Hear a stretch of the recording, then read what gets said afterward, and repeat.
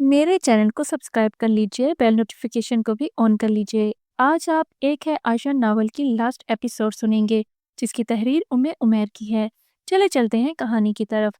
सबीन ने सरगोशी में बताया कि तेरा वो भी आया है, लेकिन वो भी पर्दा करता है। खिलखिलाकर हंसते हुए सबीन ने वजाहत दी, हमारी तरफ तो बिल्कुल भी नहीं आएगा। हाय काश मेरी दोस्त का हुस्न इसका नसीब बने, आमीन।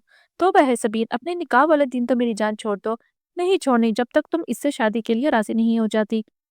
अब देखना है इसके चहीते भी आते होंगे। बातूनी एक नंबर के हैं। आशा ने बच्चों की मोहब्बत में फौरन माशाल्लाह बोला, मगर सबीन की बातों पे सच छटक कर रह गई। दिल में सोचा, सबीन तुम क्या जानो इस अब्दुल्ला ने मेरे साथ क्या किया है।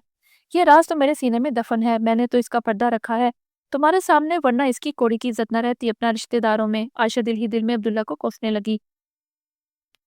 बसीला अहमद अपनी शोखो चंचल आदात के साथ कमरे में दाखिल होते ही इसके साथ चिपक गए। टीचर, आज हम बहुत खुश हैं। वो क्यों भाई? क्योंकि आज आप हमारे घर के करीब आई हैं, हम आपको अपने घर आसानी से ले जा सकते हैं। वो दोनों जोर से बोले, नहीं, मैं नहीं जा सकती आपके घर। तो फिर आप हमारे चाचू के साथ शादी कर लें और आ जाएं हमारे घर हमेशा के लिए। आशा के तो छक्के छूट के सूरत हाल पर, इतने छोटे बच्चों और इतनी बड़ी बात। साथ बैठी अम्मी की भी हंसी छूट गई। आपको इस तरह की बात नहीं करनी चाहिए, आशा ने घबराहट पर काबू पाते ही समझाया। हमने तो चाचू को भी ये बात बोली थी कि हमें टीचर आशा वापस ला दो, तो वो कहने लगे दुआ करो। आशा अब्दुल्ला की जिक्र पर जल भुन गई। अब इसने बच्चों को आगे लगाया हुआ, कमीना कहीं का। निकाह से फारिग होते ही सबीन को वापसी का अंदिया सुनाया।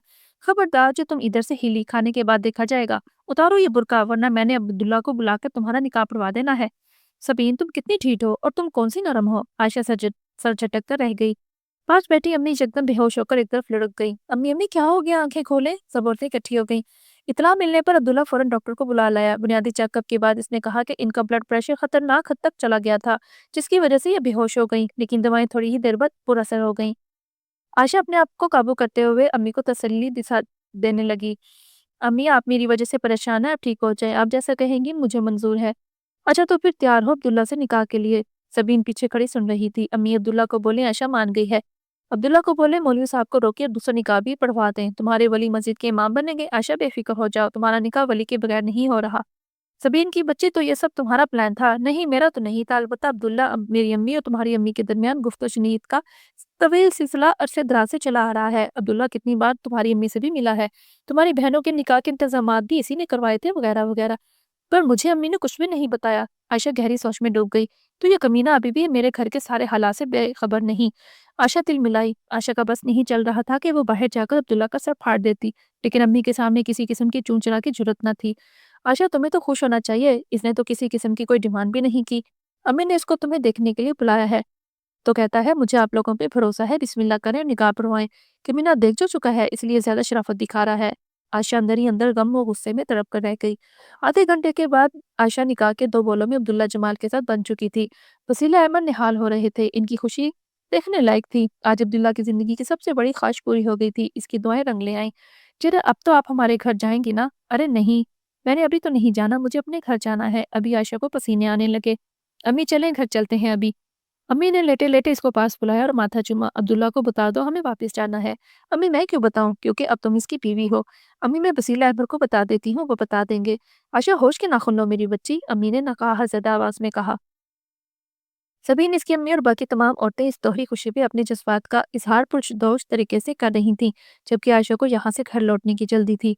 सबीन, मुझे घर जाना है, अभी कोई रिश्ता रक्षा मंगवा दो प्लीज। तौबा तौबा, तुम्हारा शोहर नामदार तुम्हें अभी रक्षा पे भेजेगा? होश के नाखुन लो लड़की। अम्मी अब्दुल्ला को बोले अपनी सास और अपनी बीवी को घर पहुंचा कर आए और फिर रुखसती का दिन भी मुकर्रर कर ले। आयशा हैरानगी से सबीन की शक्ल देखती रह गई। अम्मी को सहारा देकर सर से पांव तक ढकी आयशा बाहर आई तो अब्दुल्ला की तरफ देखने की हिम्मत न थी। इसने खुद ही आगे बढ़कर सलाम किया और गाड़ी का दरवाजा खोला तो आयशा ने अम्मी को आगे बिठाया और खुद पीछे बैठ गई। आंटी, तबीयत कैसी है आपकी? अब बेटा काफी बेहतर हूँ माशाल्लाह।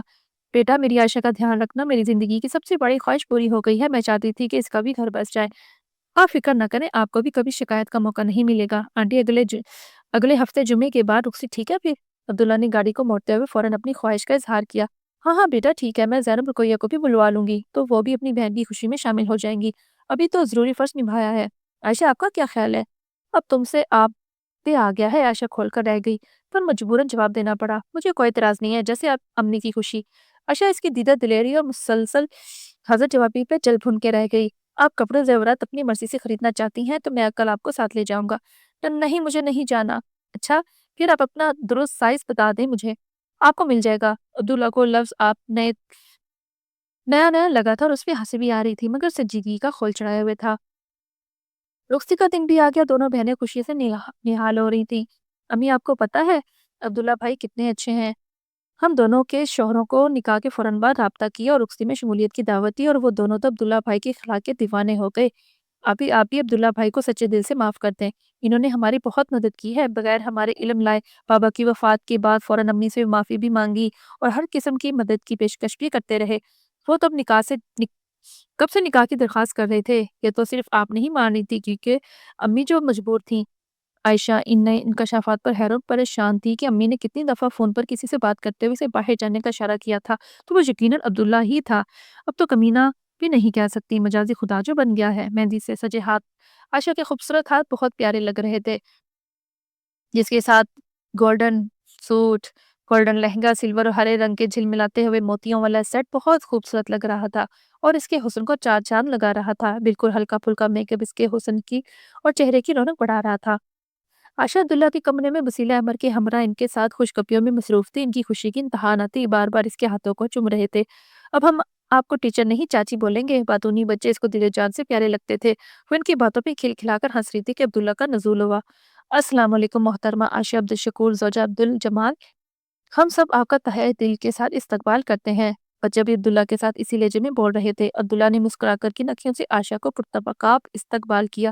وسیلہ احمد، آپ تشریف لے جائیں، میں نے آپ دونوں کے لیے آپ کے کمروں میں کچھ سرپرائز رکھے ہیں، ان کو کھولو، پھر کھیلنے کے بعد دانتوں کی صفائی اور پھر سیدھا دعا پڑھ کے اپنے اپنے بستروں میں سونے کی تیاری کرو، ٹھیک ہے؟ اور گھبرانے کی کوئی ضرورت نہیں، آپ کی چاچی اب کہیں نہیں جا رہی، 24 گھنٹے ادھر ہماری آنکھوں کے سامنے رہیں گی۔ واقعی چاچو؟ جی ہاں، آپ خود پوچھ لو چاچی سے۔ تو انہوں نے عائشہ کی طرف سوالیہ نظروں سے دیکھا۔ عائشہ نے دونوں کو اپنے ساتھ لگا کر بولا، چلو میں آپ کو آپ کے کمروں میں چھوڑاؤں۔ عائشہ جی، واپسی کا بھی ارادہ بنے گا یا پھر دروازے کے باہر ہی ساری رات سڑنا ہوگا؟ عبداللہ نے مسمی پریشانی ظاہر کی۔ آپ ہی ساتھ ہی تشریف لے آئیں اگر آپ کو کوئی اعتبار نہیں تو۔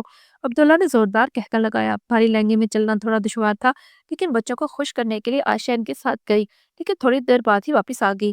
اس کے اندر داخل ہوتے ہی عبداللہ معنی خیر سے گویا ہوا، جی بیگم صاحبہ، آج ناک توڑیں گے یا پھر پسلیاں توڑنے کا ارادہ ہے؟ عائشہ نہ چاہتے ہوئے بھی ہنس پڑی۔ جی نہیں، مجھے شوہر کے حقوق و واجبات از پر ہیں، لہٰذا آپ اپنا خون نہ جلائیں۔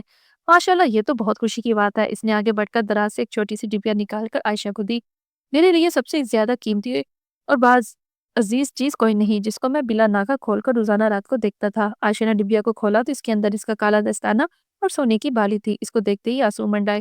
نہیں نہیں، بالکل بھی نہیں رونا ابھی، ہم دونوں ہی گزشتہ 1 سال سے رو رہے ہیں، آپ اپنے ساتھ ہونے والی زیادتی پہ اور میں اپنے گناہوں پہ۔ میں گزشتہ 1 سال سے آپ کی امی کے ساتھ رابطے میں تھا، میں نے ان کو سب کچھ بتا دیا تھا اور معافی بھی مانگی تھی، الحمدللہ۔ اچھا، میں نے آپ سے پہلے ہی معذرت کر لی تھی اور ابھی بھی میرے جڑے ہاتھ آپ کے سامنے ہیں، مجھے معاف کر دو۔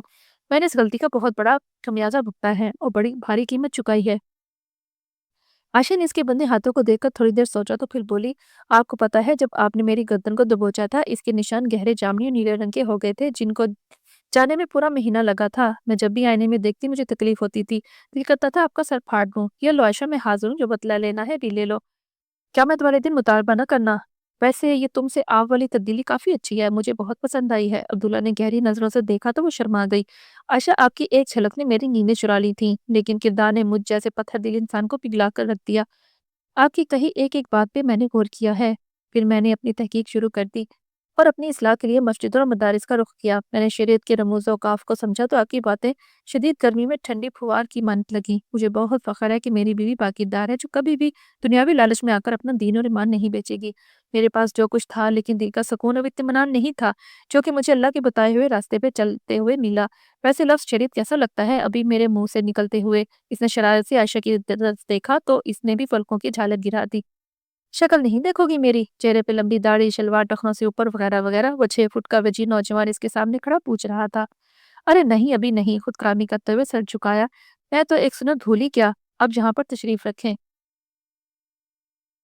اے اللہ، میں تجھ سے سوال کرتا ہوں اس کی بھلائی کا، اور وہ بھلائی جو اس کے اندر پیدا کی گئی، اور تیری پناہ چاہتا ہوں اس کے شر سے اور اس چیز کی برائی سے جو اس کے ساتھ پیدا کی گئی۔